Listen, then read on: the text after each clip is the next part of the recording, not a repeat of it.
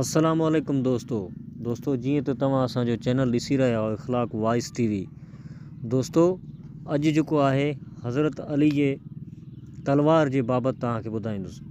हिकु दफ़े मौला अली किथे वेठा हुआ, हिकु सहाबी मौला वटि आयो ऐं अर्ज़ु कयाईं, मौला मूं ॿुधो आहे अव्हां जी जेका तलवार ज़ुल्फ़कार आहे उहा पहाड़ बि टोड़े विझंदी आहे, छा उहा ॻाल्हि सही आहे? मौला अली फरमायो, सही ॿुधो आहे।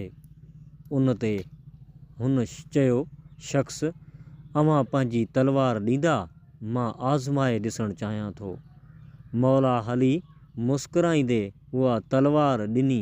उन शख़्स ज़ोर सां दीवार ते तलवार हईं पर कुझु बि न थियो।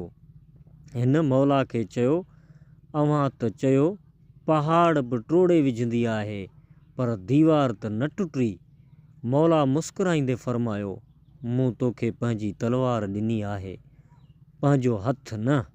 ज़ुल्फ़कार बि ज़ुल्फ़कार तॾहिं आहे जॾहिं अलीअ जे हथ में आहे, न त हू लोह जो टुकड़ो आहे। सुभान अल्लाह।